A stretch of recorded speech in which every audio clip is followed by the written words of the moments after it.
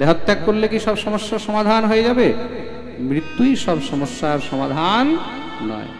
আর মনে রাখবেন, নিজের দেহকে ত্যাগ করা মানে আত্মহত্যার অধিকার এই সংসারে কাউকে, আত্মহত্যা থেকে বড় অপরাধ এই সংসারে কিচ্ছু নেই। খুব মন দিয়ে শুনবে।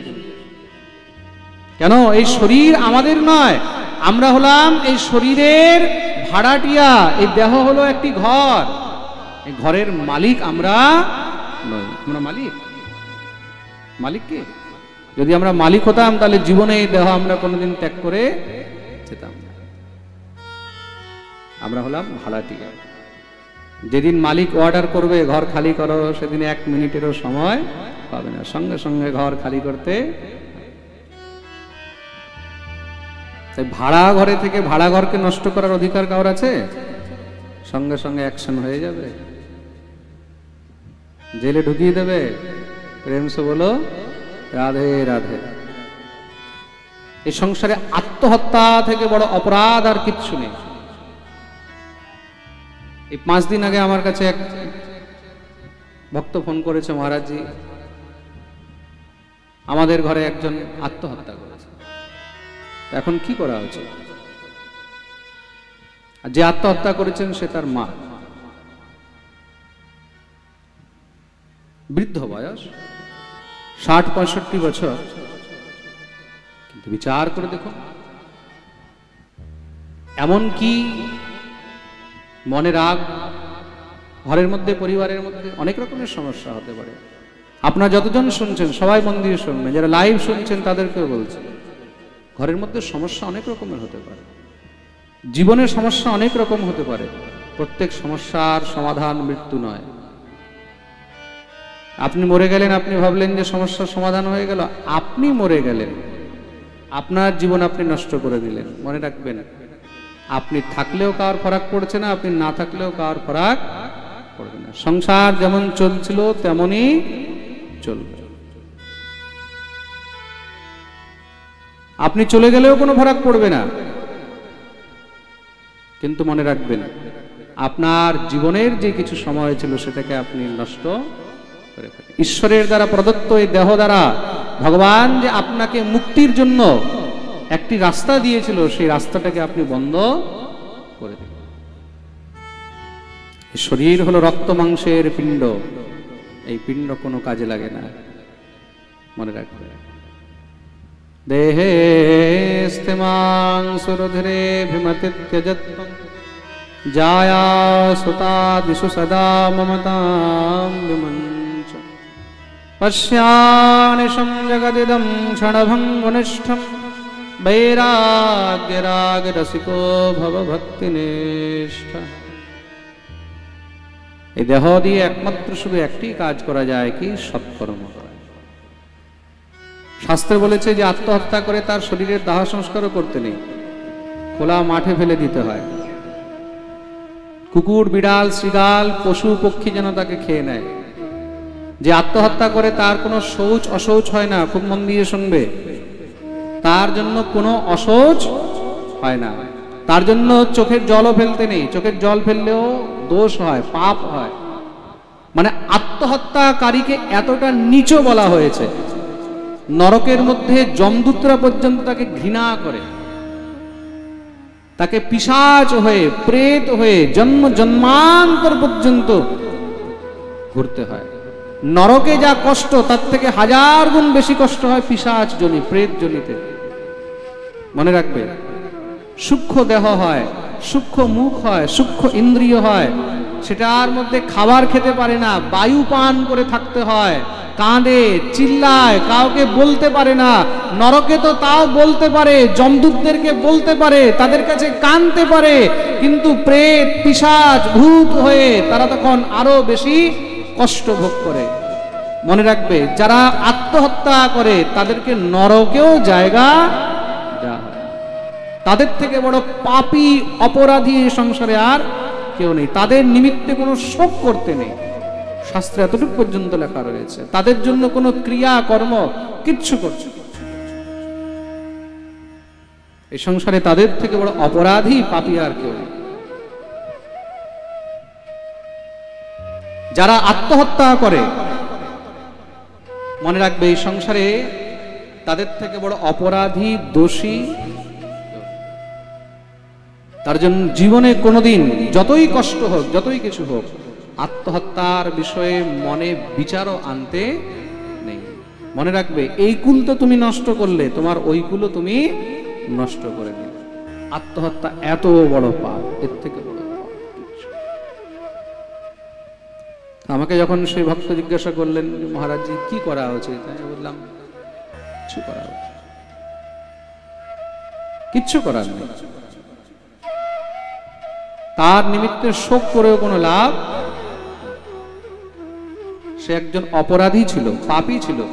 যে আত্মহত্যা করেছে নিশ্চয়ই মনে করবে সে কোনো পাপাত্মা ছিল, কোনো অপরাধী আত্মা ছিল। পুণ্যাত্মা কখনো আত্মহত্যা করে না, তার জন্য তার নিমিত্তে শোক করবে না। আচার সংহিতায় স্পষ্ট রূপে লেখা রয়েছে কখনো কোনো পুণ্যাত্মা আত্মহত্যা করে না।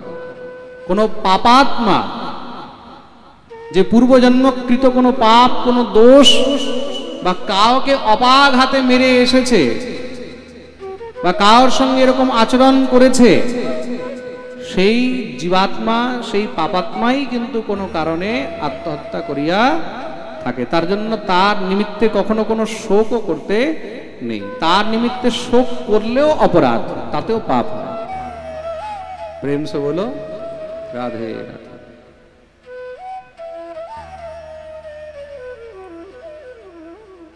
সুতরাং এখানে গোকর্ণ পিতাকে উপদেশ করলেন, বাবা এই শরীর নষ্ট করার জন্য নয়, এই শরীর সৎকর্মে লাগা।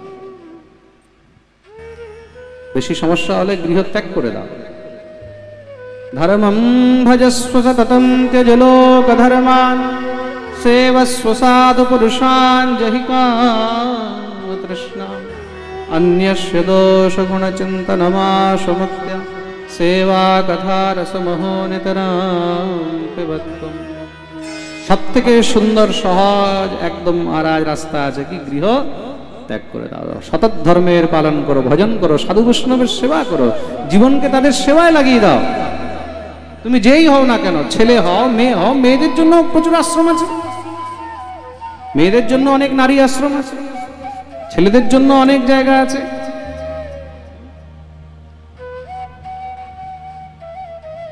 ত্রিপুরা আপনার শুনেছেন একটি রাজ্য আছে ত্রিপুরা। ত্রিপুরায় একটি জায়গায় এক ভক্ত, সে পরিবার থেকে খুব দুঃখী। সে এত দুঃখী কিন্তু ও আমার পাঠ শুনতো, 3 বছর ধরে কন্টিনিউ পাঠ শুনছে লাইভ। সে একদিন হঠাৎ করে বৃন্দাবনে চলে এসেছে। মাঝে মাঝে আমাকে ফোন করতো, প্রণাম জানাতো, বলতো যে বাবা আমি বৃন্দাবনে আসতে চাই, আসতে পারবো? নিশ্চয়ই আসো। একদিন হঠাৎ করে বৃন্দাবন চলে এসেছে, খবর লাগিয়েছে আমি বৃন্দাবনে আছি কিনা। যখন জেনেছে যে আমি আছি ওই সময়ই এসেছে। সোজা দেখছি মন্দিরের মধ্যে, আমি মন্দিরে ঠাকুরের মনে হয় বোধহয় সন্ধ্যা আরতি করে বেরিয়েছি, বাইরে আমি বসেছি, আরতির পরে একটু বসি, লোকজন দেখা করতে আসে, সময় এসেছে, এসে একদম প্রণাম করলো। কি কোথা থেকে, পরিচয় দিল, বাবা আমি ওই ত্রিপুরা থেকে অমুক জায়গা থেকে আপনাকে ফোন করতাম। হ্যাঁ হ্যাঁ এখানে? বলে হ্যাঁ বাবা আমি সব ছেড়ে চলে এসেছি। কি বলছো? বলে হ্যাঁ, রোজ ঘরে অশান্তি, রোজ ঘরের মধ্যে ঝগড়াঝাটি, রোজ ঘরের মধ্যে মনে হয় যে মরে যাই, আত্মহত্যা করে নি। কতবার ভেবেছি কিন্তু এই আপনার পাঠ শুনে সব বিচার ত্যাগ করে দিয়েছি যে না, এই শরীর ঠাকুরের সেবায় লাগাবো, সব ছেড়ে দিয়ে চলে এসেছে। আমার একটু জায়গা হবে? রাধারানীর চরণে এসেছো কেন জায়গা হবে না? আমি ওকে এক আশ্রম আমার কাছে রাখিনি, অন্য জায়গায় এক আশ্রমে পাঠিয়ে দিয়েছি। দিব্যি আনন্দে আছে, ফোন টোন সব একদম ফেলে দিয়েছে। আজকে প্রায় 1.5 বছর হয়ে গেছে। মাঝে মাঝে যখন আসে আমার কাছে বলে বাবা এখন মনে হয় সংসারের সব থেকে বড় আনন্দ আছে। আর তুমি যে এখানে আছো, তোমার ঘর পরিবারে কেউ এসছে তোমাকে খুঁজতে? তুমি যদি মরেও যেতে তাদের কোনো ফরাক পড়তো না। আজকে যদি তুমি মরে যেতে, তোমারই জীবন নষ্ট হতো। তুমি চলে এসেছো, তুমি এখন আনন্দে আছো। রোজ সপ্ত দেবালয় দর্শন করে, গোবিন্দ মন্দির যায়, গোপীনাথ যায়, দামোদর যায়, শ্যামসুন্দর যায়, যমুনা আরতি দর্শন করে, রাধারমণ দর্শন করে, সাধু বৈষ্ণবদের সঙ্গ করে, পাঠ শুনে, ওখানে গো সেবা করে, সাধু সেবা করে, দিব্য আনন্দে আছে। বলছে বাবা মনে হচ্ছে আমি সাক্ষাৎ গোবিন্দের চরণে আছি। জীবনে যদি কোনো এরকম সমস্যা হয়, কষ্ট হয়, ছেড়ে দাও। যে সংসারে তোমার দাম নেই, সেই সংসারে তোমার থেকেও লাভ নেই। কোনো ব্যক্তির জন্য, কোনো মানুষের জন্য তুমি নিজের দেহত্যাগ করে দেবে? ইয়াং ছেলে মেয়েদেরকে আমি বলছি, যারা আজকাল একটুখানি সেন্সিটিভ হয়ে মরে যাচ্ছে, প্রেমে ছ্যাঁকা খেয়েছে মরে যাচ্ছে। আরে তুই মরে যাচ্ছিস, কিন্তু যার জন্য মরেছিস তার কি গেল? সে তো আরেকটা বিয়ে করে নিচ্ছে, সে তো মজায় আছে, ফুর্তিতে আছে। তুই নিজের জীবন নষ্ট করলি একটুখানি। এই সংসারে প্রেম বলে কোনো জিনিসই নেই, একদম স্পষ্ট কথা। এই সব ফালতু বকবাস একদম। নিজের চরিত্রকে গঠন করো, নিজের জীবনকে তৈরি করো। প্রেম তোমার পিছনে দৌড়ে আসে। প্রেম তো শুধু ভগবানের সঙ্গে হয়, সংসারের সঙ্গে শুধু একমাত্র কাম হয়। প্রেম বলে কোনো জিনিস নেই। প্রেম সে বলো রাধে। একদম নিতান্ত মিথ্যা। শাস্ত্র স্পষ্ট বলেছে, এই সংসারে জীবের সঙ্গে কখনো প্রেম হয় না। দেহের সঙ্গে দেহের প্রেম হতে পারে, দেহের সঙ্গে দেহের আকর্ষণ হয়, কাম হয়। এক দেহের আরেক দেহের প্রতি শুধু আকর্ষণ। আর প্রেম কি? প্রেম হলো ত্যাগ। প্রেম হলো ত্যাগ। প্রেম কখনো সুখের চিন্তা করে না, প্রেম কখনো প্রাপ্তির চিন্তা করে না। প্রেমে কিছু পাওয়া যায় না। জীবনে যদি হারাতে চাও তাহলে প্রেম করো। প্রেম সে বলো ত্যাগ করো। মনে রাখবে, প্রেমের বাস্তবিক অর্থ হলো ত্যাগ। গোপীগণ গোবিন্দকে প্রেম করেছেন, প্রেম করে পাওয়ার চেষ্টা করেননি, শুধু ত্যাগ করেছেন। যেখানে ত্যাগ হবে সেখানে সুখ হবে, যেখানে ত্যাগ নেই, যেখানে শুধু পাওয়ার ইচ্ছা, আমি তাকে পেলাম না মরে গেলাম, এটা হলো কাম। এটা কি? সে আমাকে ধোঁকা দিল, আমি মরে গেলাম। সে তোমাকে ধোঁকা দেয়নি, সে তোমার শরীরকে ধোঁকা দিয়েছে। তোমাকে ধোঁকা দেওয়ার তার অকাতই নেই, তার সামর্থ্য নেই। তুমি তো হলে জীবাত্মা। জীবাত্মাকে না কেউ ধোঁকা দিতে পেরেছে, না কেউ ধোঁকা দিতে পারবে। এই শরীরকে ধোঁকা দেওয়া হয়। মান অপমান কার? আমার নয়, আমার শরীরে।